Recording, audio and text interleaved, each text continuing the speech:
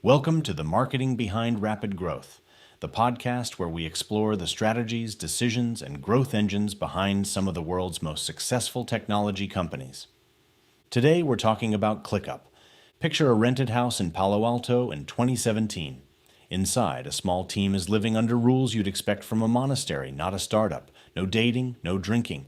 Stand-up meetings at 5 in the morning, 7 days a week. They weren't building a productivity app. They were trying to build a fraud-resistant competitor to Craigslist. But here's the twist. To run that startup, the team had stitched together roughly 15 different tools.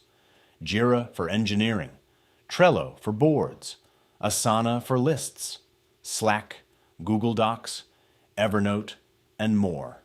All bolted together like a Rube Goldberg machine. The tools meant to make them efficient were making them miserable. So they stopped. They paused the marketplace idea entirely, and for 1 month they built something just for themselves, an internal tool to manage their own work. It had one deceptively simple trick. You could flip between a list view, a board view, and a calendar view, and it was all pulling from the exact same data underneath. Within weeks, it was obvious. The tool they'd built to save themselves was worth more than the company they'd set out to build. That accident became ClickUp.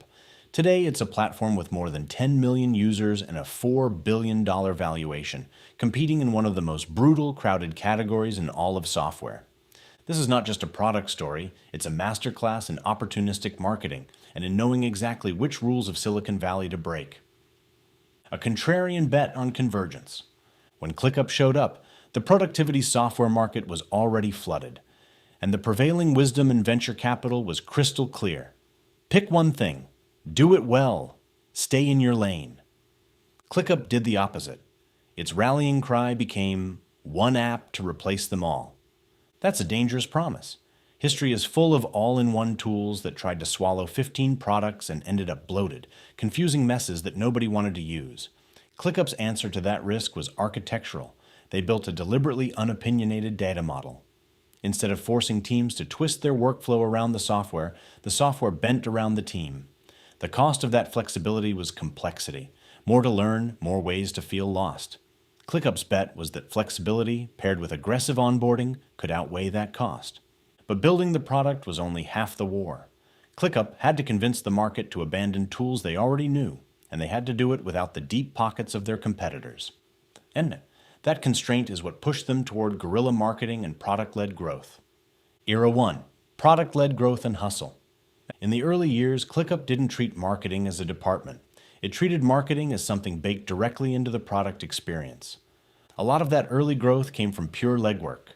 Founder Zeb Evans would personally scan review sites like G2 and Capterra, hunting for people who'd left negative reviews of competitors like Asana or Jira.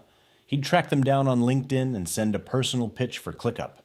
That's not scalable on its own. So the team turned it into a system.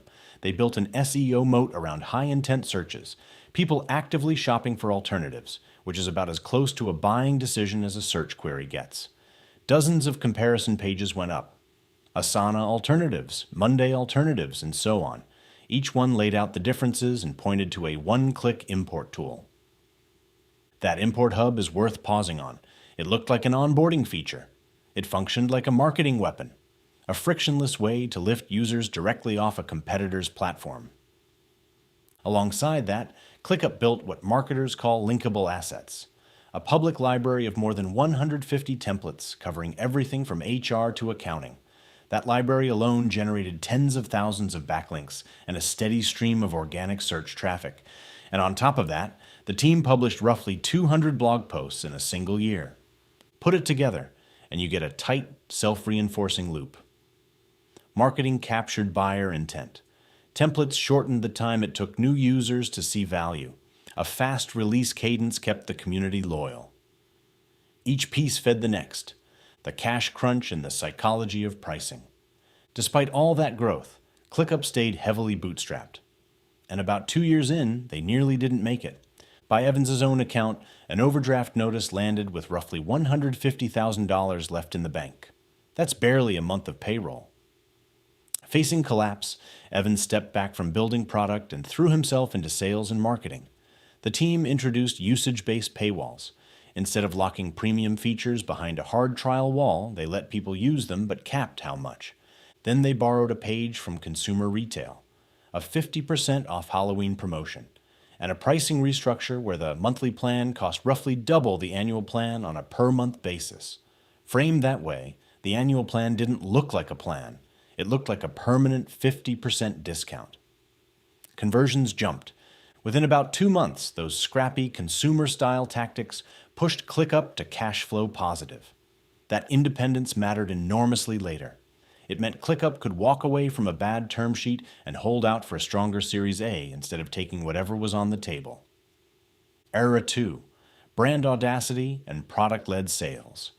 As ClickUp scaled and eventually raised hundreds of millions of dollars, the marketing playbook shifted. Guerrilla tactics gave way to brand ambition. When the pandemic gutted demand for outdoor advertising, most companies saw a crisis. ClickUp saw an arbitrage opportunity. They approached out-of-home agencies and locked in airport billboards and transit ads at steep discounts on year-long contracts. When travel picked back up, ClickUp's brand seemed to be everywhere, projecting the scale of an established enterprise vendor, even though the company was still, functionally, a scrappy startup. That ambition peaked in 2022 with a regional Super Bowl spot, produced almost entirely in-house so the team could keep creative control. The ad, called Declaration, imagined the Founding Fathers scrambling to find a misplaced draft of the Declaration of Independence until ClickUp swoops in to save the day. It aired in major U.S. markets during the third quarter and sent a sharp spike through site traffic, pulling ClickUp into mainstream business awareness. But reach alone doesn't capture value. ClickUp was watching organic seat growth explode inside large organizations, people bringing the tool into their companies from the bottom up. So leadership layered a sales motion directly on top of the product-led engine. Instead of cold calling, sales worked from product-qualified leads. Signals like a sudden spike in seats, a company activating single sign-on, or a large data import. These told the sales team exactly which accounts were ready for a human conversation. Combine brand reach, a low-friction funnel, and precisely targeted outreach. And ClickUp found that converting a self-serve customer into a sales-assisted one produced a massive lift in lifetime value, by their own estimate, around 11 times. Era 3, systematizing go-to-market. Hypergrowth is exciting. It's also chaotic. At ClickUp's peak hiring pace, outreach became disjointed. A single customer might hear from 5 different employees, sales development, account management, customer success, all overlapping. Leaders later called it an 8-layer cake. To fix it, leadership, guided by Chief Growth Officer turned COO Gaurav Agarwal, shifted the whole operating philosophy, away from growth at all costs toward a deliberate allocation of dollars, touches, and time. The company reorganized go-to-market into 3 clean lanes: self-serve for small business, sales-assisted for commercial accounts, and a dedicated motion for enterprise. They also abandoned conventional attribution models, which tend to over-credit channels like retargeting, and moved to incrementality testing, running holdout experiments to see which channels actually drove net new revenue, not just revenue that would have happened anyway. Budget got split, roughly 70-20-10, the majority to proven channels, a 1/5 to incremental bets, and a 1/10 to high-risk, high-reward swings. By aligning marketing, sales, and product under one data-driven system, the company says it cut customer acquisition cost by roughly 3 times, while pushing revenue well into 9 figures. Strategic lessons. A few things stand out from ClickUp's story. First, the choice between product-led growth and sales-led growth is often a false one. ClickUp used product-led growth as its distribution engine and targeted sales as its monetization engine. Marketing fed the funnel. Product usage fed the pipeline. Neither worked alone. Second, marketing can be a product feature, not just a campaign. Searchable templates and one-click imports lowered the barrier to switch and turned competitors' unhappy customers into an acquisition channel. Third, demand creation and demand harvesting are 2 different disciplines. Creating brand new demand is expensive and slow. Harvesting demand that already exists is faster and cheaper. ClickUp used SEO to harvest intent, and big brand plays like the Super Bowl ad to create it. Fourth, Favor channels that compound over channels with diminishing returns. Paid acquisition gets more expensive over time. SEO, a growing template library, and a public feature request board don't. They build durable assets that get cheaper to maintain the longer they exist. Conclusion. ClickUp's path from a bootstrapped house in Palo Alto to a $4 billion company is at its core a story about convergence. Not just the convergence promised in its tagline, 15 tools folded into one platform, but a deeper convergence of product, marketing, and sales into a single system, each part feeding the others. The all-in-one bet still carries real trade-offs, and yes, many of the sharpest numbers in this story come from the company's own telling. But the strategic lesson holds up regardless.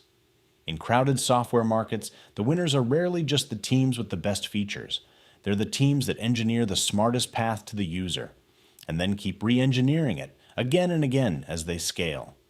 This was the marketing behind rapid growth. See you in the next episode.